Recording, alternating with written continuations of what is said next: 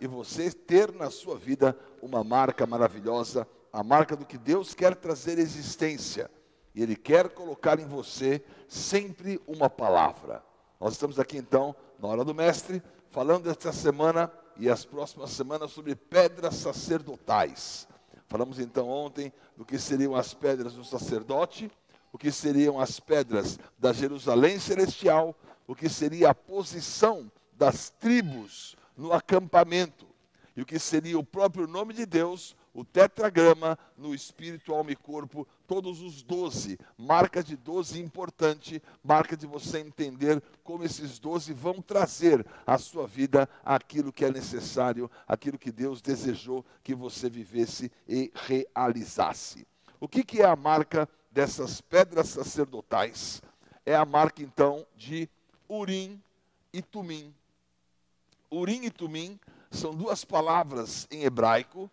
Ur significa luz, Urim são luzes, Tumim é a perfeição, é aquele que vai até o fim.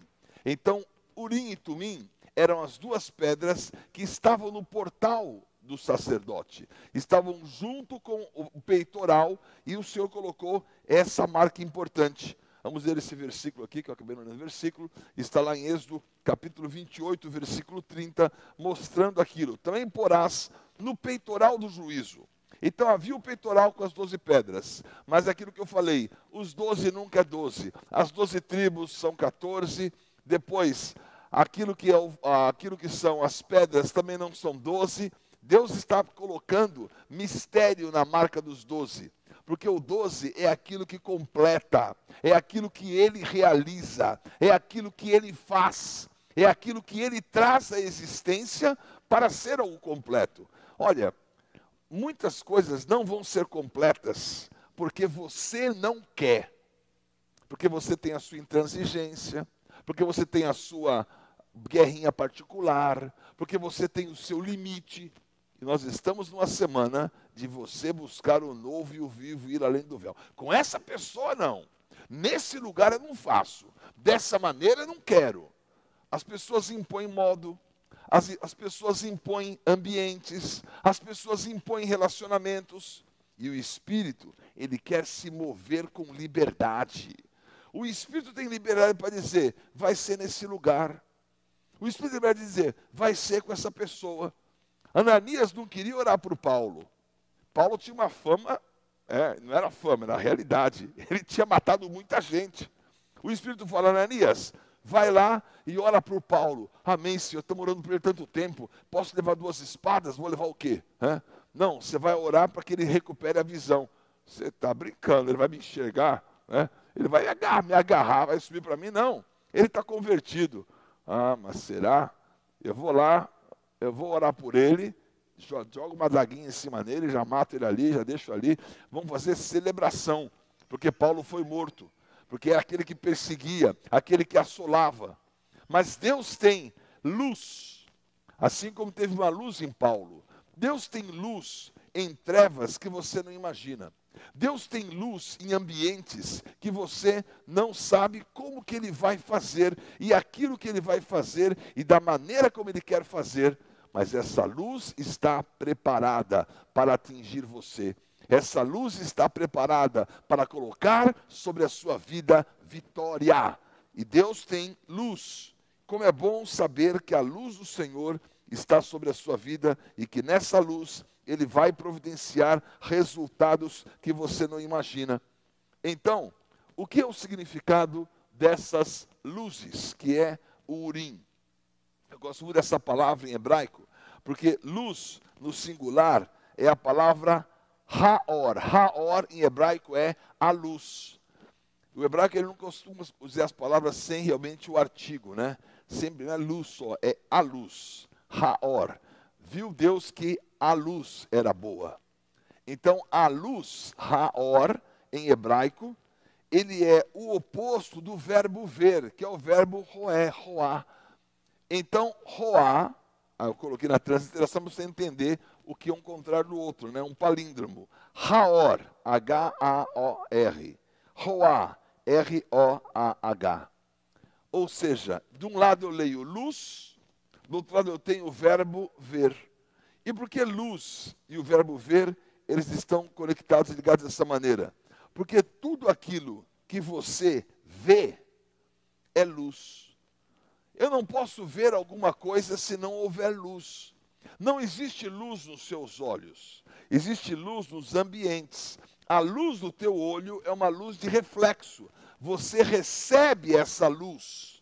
Porque você recebe essa luz, você reflete essa condição. E no refletir essa condição, você está encontrando o que Deus quer estabelecer. Procura viver então a luz recebida e a luz refletida. Procure entender como essa luz refletida vai trazer a você o que Deus deseja que seja na sua vida uma marca de poder e uma marca de unção. Eu vou refletir e eu vou enxergar na luz de Deus. E o que é a luz? A luz para nós é o tempo. E Deus, Ele designou um tempo. Isso é tão sério. Deus, Ele designou para você um tempo de luz para os teus olhos, porque um dia os teus olhos vão fechar e não vão mais se abrir. Há um tempo, eu conversei uma vez com um médico, ele era iridologista, ele calculava os valores da íris. E a íris, que está nos seus olhos, ela tem muita influência com o resto do seu corpo.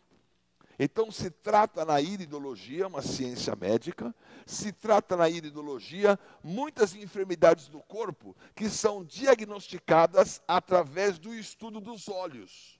E isso faz todo sentido espiritual, porque diz, se os seus olhos forem bons, o teu corpo terá luz. Agora, tem pessoas que insistem, tudo que elas veem, fez isso por aquilo.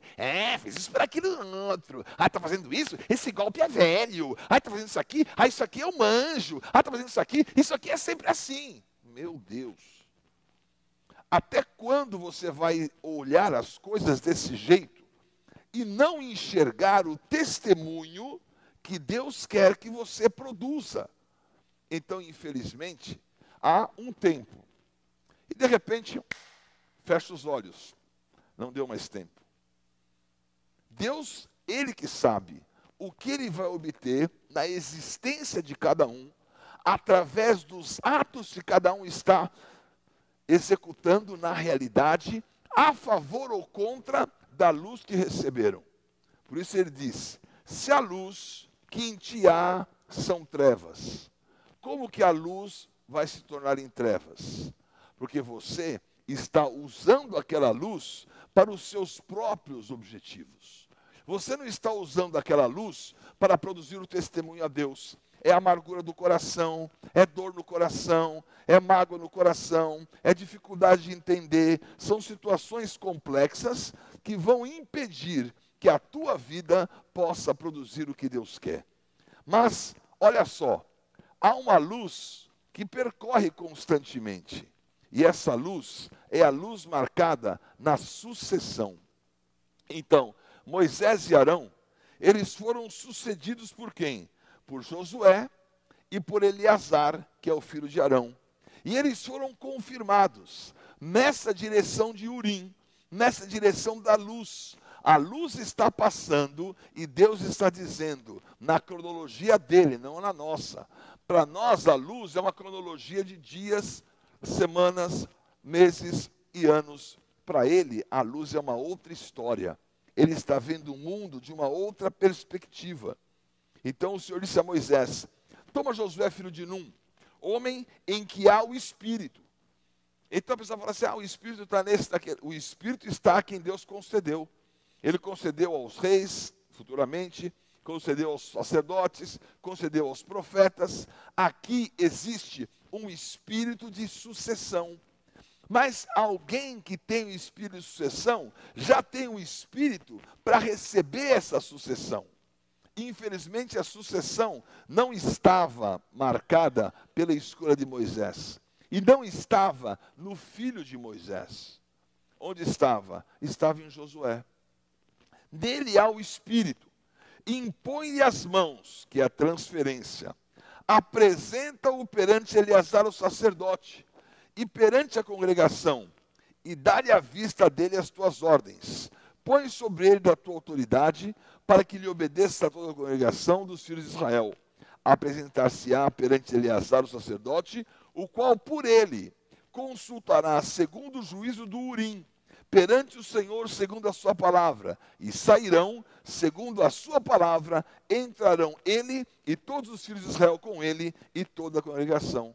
Está dizendo o quê? Que as guerras, que o mover que existia, havia um mover do Urim, que estava no sacerdote, da aliança que ele tinha com aquele que estava com a luz, que era Josué.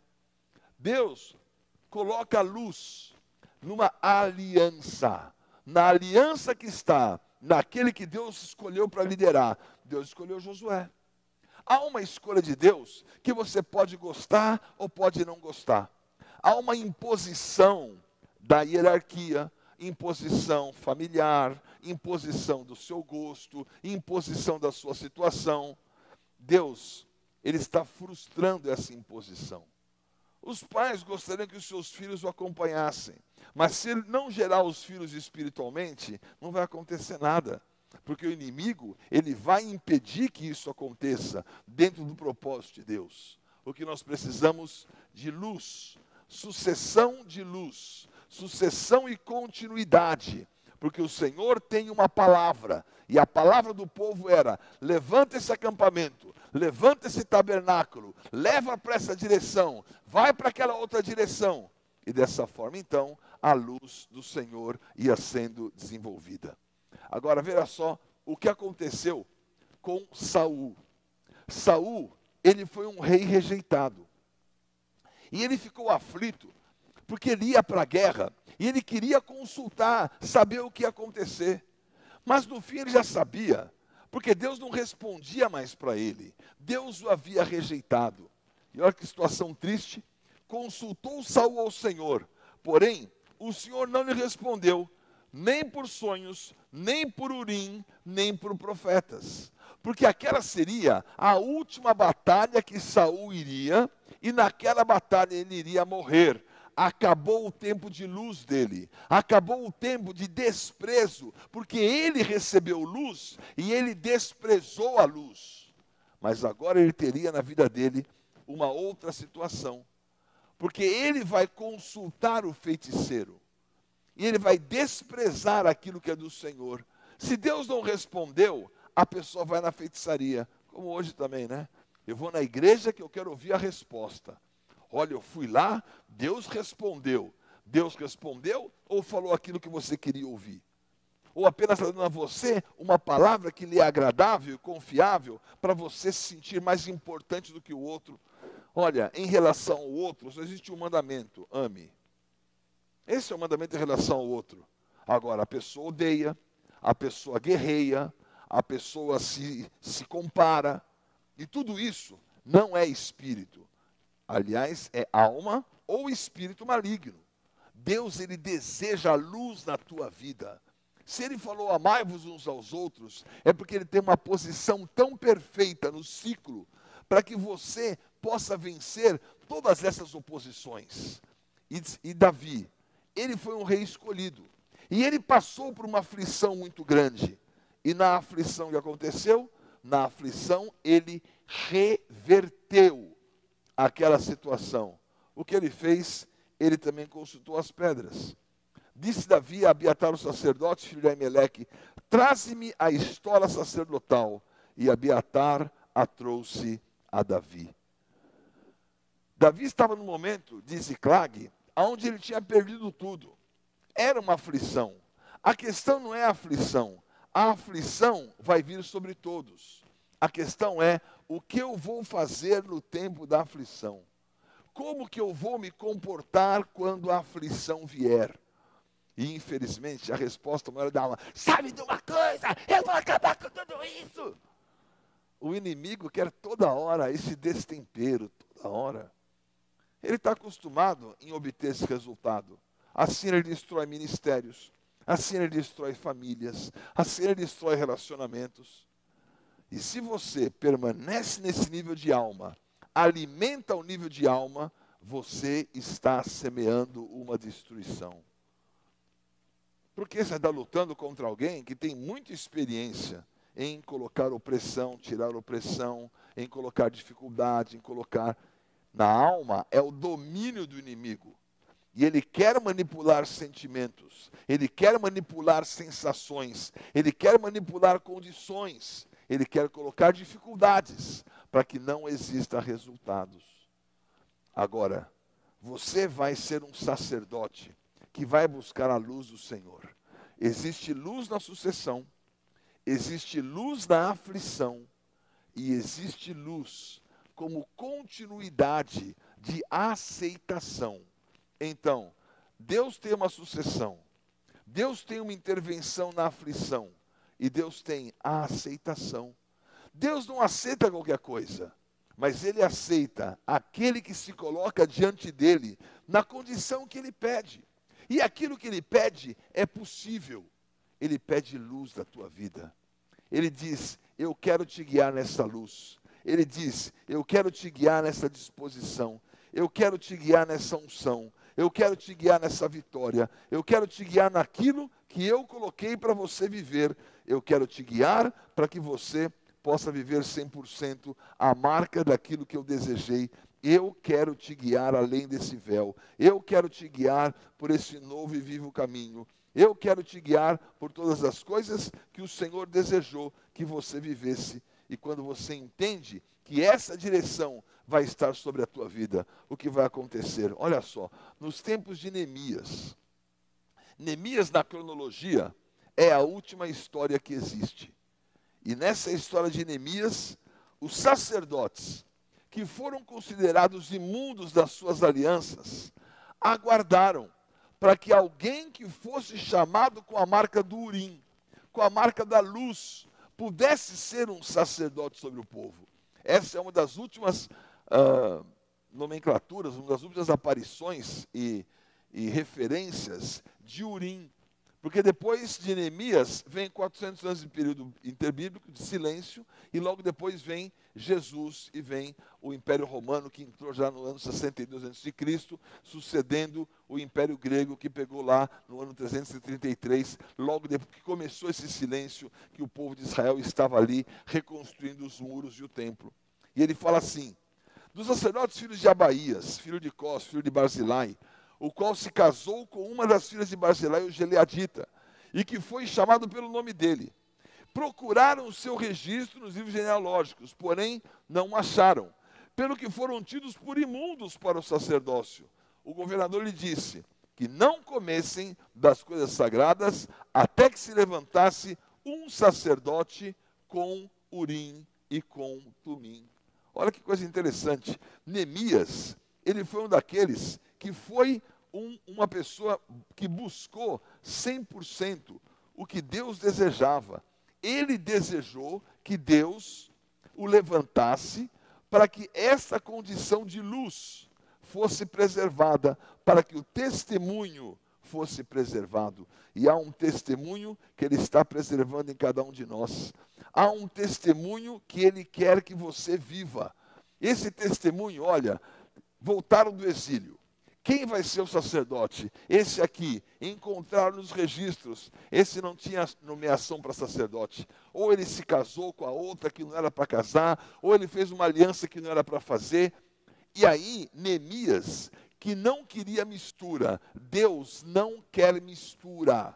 Deus, Ele quer manter aquilo que Ele deu, e Ele está buscando as conexões que vão produzir aquilo que Ele quer. Porque se o testemunho não vier do jeito que Ele quer, Ele não pode aceitar, porque não é útil o testemunho contra o inimigo. Agora, nós ficamos presos com tantas situações. Não, eu sou filho do bispo, eu faço o que eu quiser. Não, porque os filhos de Eli fizeram o que quiseram e morreu todo mundo. Não, eu estou aqui, eu entendi. Olha, eu comi da fruta, não aconteceu nada. Adão, come você. Puxa vida, não aconteceu nada com ela. Não é que a serpente tinha razão? Uma dedução. Quantas deduções, quantos enganos, quantas situações. Mas Deus está colocando luz sobre você. Deus tem Urim, Deus tem a luz. Olha o que ele fala em João 12:35. Ainda por um pouco a luz está convosco. Andai enquanto tendes a luz, para que as trevas não vos apanhem. E quem anda nas trevas não sabe para onde vai. Enquanto tendes a luz, crede na luz, para que vos torneis filhos da luz. Isso é Urim. Isso é a marca do Senhor de luz em você. E eu vou orar por você agora. Porque por um pouco a luz está convosco. Vai ter Maranata. Jesus vai voltar. Mas hoje tem a luz convosco. O que você vai fazer? Você vai andar. Andar para quê? Perseguir o irmão? Não. Andar para quê? Dizer que você é melhor que o outro? Não. Andar para quê? Para que a tua alma se vanglorie no outro? Não. Andar para quê? Para ficar falando mal de Deus e reclamando? Não. Porque tudo vai ser o que você faz com o outro e o que você faz com Deus. E o que você faz com o outro em nome de Deus, é tudo isso que ele está buscando. Ele busca esse testemunho. Ele quer esse testemunho. Ele precisa desse testemunho. E você precisa entregar a ele aquilo que ele quer, aquilo que ele requer da tua vida. Você tem luz? Anda na luz. Que as trevas não vos apanhem. Que a ignorância, que você fica cego. A pessoa que mata, eu fiquei cego de ódio. Eu fiquei cego, né, da ira. Ficou cego dos ciúmes. Ficou cego das obras da carne. As obras da carne vão cegar, porque o príncipe deste século cega o entendimento. Não entendo, não entendo. Vou dar um tiro. Eu vou dar uma punhalada. Eu vou passar uma rasteira. Falta de luz. Falta desse Urim. Agora, eu vou orar por essas três coisas. Enquanto tendes luz, que você se aperceba que esse é um tempo de luz. Que esse é um tempo do altar apostólico que todo dia leva uma palavra a você. Eu trouxe uma palavra ontem forte para os pastores. Forte do que é Espírito abrindo. Palavra que eu não vou pregar. Eu vou deixar com eles e que cada um se reaja a essa palavra.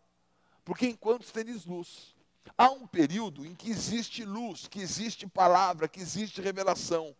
Que você se aperceba desse tempo. E o que você faz? Creia na luz. Porque todo um sistema vai ser montado para descredibilizar quem carrega a luz. Isso, ponto pacífico. Pensa que eu espero dias fáceis para mim? Eu espero dias daqueles que vão vir atacando a credibilidade para que ninguém creia na luz. Só que eu vou dizer com toda segurança a você, ó, eu não me importo exatamente com nada. Eu só me importo em estar conectado com aquilo que eu recebi. E se eu pudesse te ajudar, para que vocês também se conectassem com aquilo que você recebeu, seria maravilhoso. Para que você creia na luz, para que você tenha luz e para que você se torne filho da luz. Aí é maravilhoso. Porque gerado da luz, daqui você recebeu, aí existe uma sucessão. E aí existe uma marca maravilhosa do que Deus quer trazer existência sobre cada um de nós. Vamos orar. Senhor, obrigado pelo Urim. Obrigado pela luz que vem de Ti. Pela luz que o Senhor traz a cada um de nós.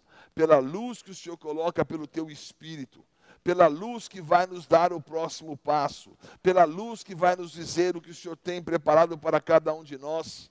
Nós nos apercebemos que essa luz está aqui, essa luz está no altar, essa luz está numa palavra, essa luz quer nos conduzir, essa luz quer soprar sobre nós entendimento, essa luz nos quer tirar da ignorância. Oh, meu Deus, tem misericórdia daqueles que estão ouvindo agora, ou daqueles que estão resistindo agora, para que possam se aperceber que existe um ponto de luz e possam crer na luz. Apesar de todas as campanhas do inimigo de descredibilizar os vasos, que possam crer nos tesouros. Apesar de todas as coisas que existem para colocar os vasos debaixo da mesa, que eles sejam colocados no ponto alto onde possam brilhar. que a tua luz prevaleça sobre a incredulidade, porque a tua luz é a marca daqueles que creem. E eu oro também para que exista a geração da luz, que nos tornemos filhos da luz. Obrigado pela luz que nós temos. Obrigado pela luz que nós cremos. Obrigado pela luz que nos tornamos. Quando esta gestação acontece e quando a luz vem à luz, como veio em Maria e veio em Jesus, nos faz viver nesse tempo. Que as pessoas que se acheguem a este lugar possam se achegar com essa disposição, possam se tornar filhos da luz, possam se mover nessa luz, possam caminhar nessa luz, possam desejar desta luz e possam fazer desta luz aquilo que o Senhor deseja na sua vida. Eu oro e abençoo que haja muita vitória pelo poder dessa luz. Beshem Yeshua HaMashiach, no nome do Senhor Jesus Cristo. Amém, amém, amém. Amém, queridos.